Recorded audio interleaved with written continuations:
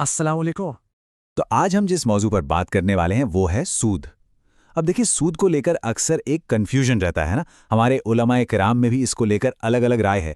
कोई कहता है कि भाई ये सूद है, तो कोई कहता है कि नहीं, ये तो सूद नहीं है। तो फिर सवाल ये उठता है कि क्या सूद की कोई एक बिल्कुल सीधी सादी क्लियर कट डेफिनेशन है जिस पर सब एकमत हों? जी हाँ, ऐसी परिभाषा बिल्कुल मौजूद है। कुरान और सुन्नत की रोशनी में अगर देखें तो सूद की एक बहुत ही आसान सी परिभाषा है जिस पर कोई इख्तिलाफ नहीं है, और वो ये है किसी को कर्ज देकर उस पर मुनाफे की मांग करना। बस यही सीधी सादी सी बात सूद की बुनियाद है। इस पर सब मुत्तफिक है। तो सवाल ये उठता है कि इस्लाम ने इसे मना क्यों किया है। इसका जवाब हमें तब मिलता है जब हम कर्ज देने के पीछे के पूरे नैतिक ढांचे को समझते हैं। देखिए, इस्लाम की जो बुनियादी नैतिक तालीमात हैं, उनमें से एक ये है कि जब अल्लाह किसी को दौलत देता है तो उसकी अपनी ज़ाती ज़रूरतों, कारोबारी ज़रूरतों और मुस्तकबिल की ज़रूरतों से जो कुछ भी ज़्यादा है, उस पर असल में समाज का हक है। इसीलिए अपनी अतिरिक्त संपत्ति से किसी ज़रूरतमंद की मदद करना एक तरह का नैतिक फ़र्ज़ है। और अगर खैरात नहीं दे सकते तो कम से कम बिना मुनाफे के कर्ज देना तो एक न्यूनतम तकाजा है। अब ऐसे में इस नैतिक कर्तव्य पर मुनाफा मांगना, ये तो उसकी मजबूरी का फ़ायदा उठाना हुआ। और यही वो वजह है कि इसे मना किया गया है। और ये पाबंदी सीधे सीधे कुरान के एक बहुत बड़े उसूल से जाके जुड़ती है। और वो उसूल ये है, ला तकुलु अम्वालकुम बैनकुम बिल बातिल।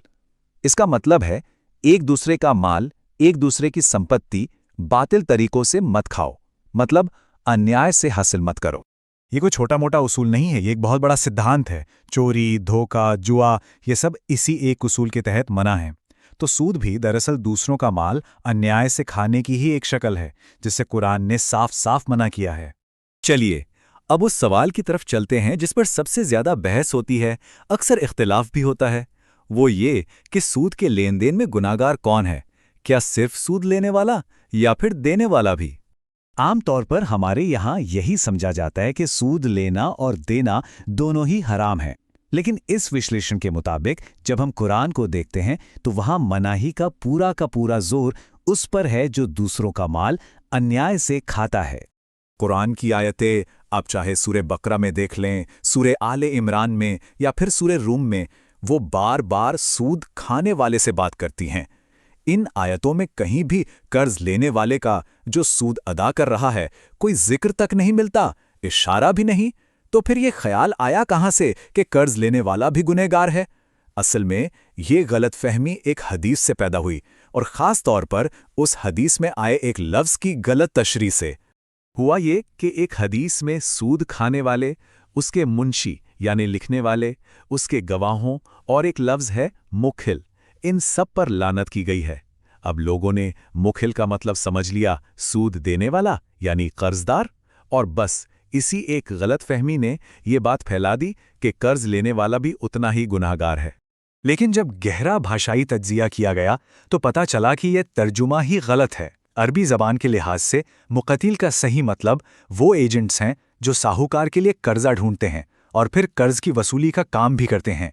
तो बात यह है कि हदीस असल में उस पूरे सिस्टम पर लानत कर रही है जो इस शोषण को मुमकिन बना रहा है।